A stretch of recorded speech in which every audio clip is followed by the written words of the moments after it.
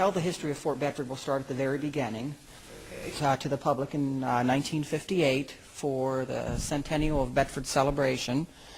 The museum that you're in now is now in its 50th year of being open to the public, and I like to refer to it as Mother Bedford's attic because we have something from every period of Bedford's past, from the 1758 flag to the 1958 pair of handcuffs in the back room from the police department. This was a very important stop along the Forbes Road. It was built as a supply fort. It really wasn't, didn't see a battle, but if it was on its way to Fort Duquesne or Ligonier, it passed through here on its way through.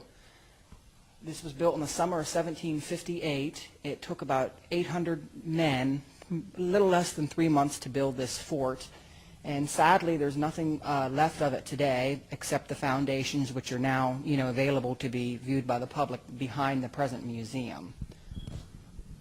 The fort was in daily use until the late 1700s when it fell into a state of disrepair, and at that time a lot of the logs that were still in pretty sound shape were taken away by residents and are still intact in some of the earlier log homes today, which are along Pitt Street and are covered with modern siding.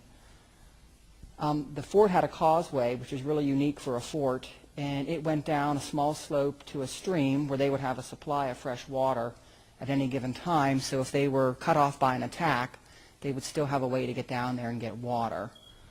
There was a dry moat around part of the fort which offered a little bit more protection for them, and in later years they built some of the early homes on Pitt Street on top of that dry moat, and that in a sense became the basement for some of those homes, and one of them is the Espy House, which is where George Washington stayed when he came to review the troops during the Whiskey Rebellion.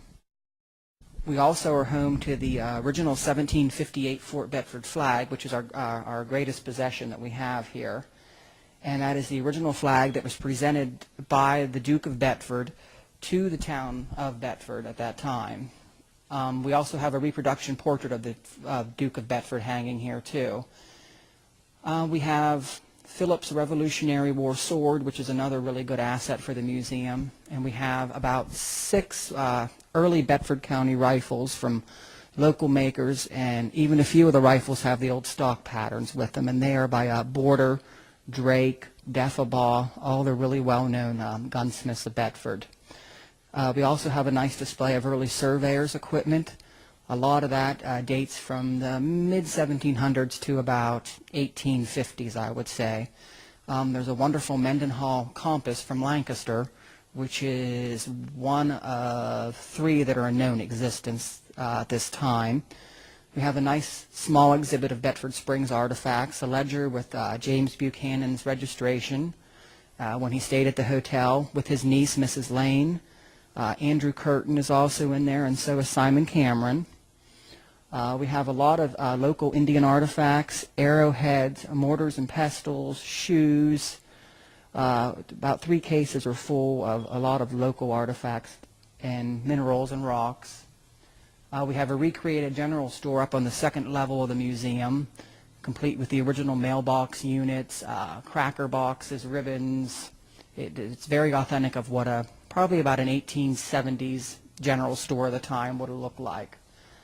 Also up on our 2nd level we have the Barclay collection. Hugh Barclay was a lieutenant colonel under George Washington, and his family lived here for several generations. There's about 4 homes still standing in town that are Barclay homes. And on the balcony we have Francis Barclay's original medical textbooks from 1813, I think is the earliest, to about 1830s.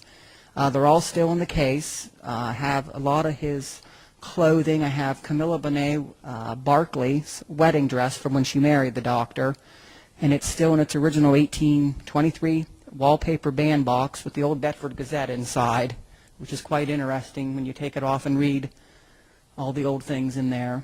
We have a wonderful folk art sign from the Cessna Hotel, which was in Rainsburg, and the building is still standing there to this day. It's a wonderful piece of folk art.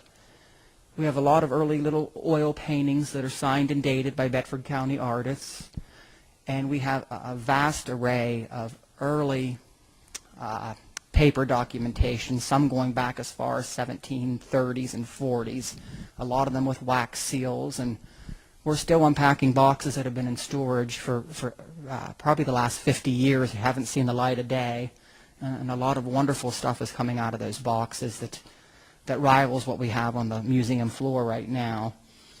We have a transportation room that has a beautiful original dated 1814 Lancaster Conestoga wagon. We have several carriages and buggies that were made locally here in town. One of them is a Bright Bill, which he was one of the more well-known wagon makers. And our third room is really a hodgepodge of stuff, but it has to do mainly with everyday life in Bedford. There's everything from the Deagle collection of woodworking tools, Bedford Springs uniforms, Victorian jewelry, pump organs, a wooden cigar store, Indian. It's just a vast array of stuff back there pertaining to everyday life in Bedford County. The museum will be opening for the season on May 15th, and we will be open daily from 11 a.m. to 7 p.m. in the evening, and will be open through October 15th. It's $4 for an adult admission, $3.50 for seniors 65 and over, $1.50 for youth 12 and under, and active military is free.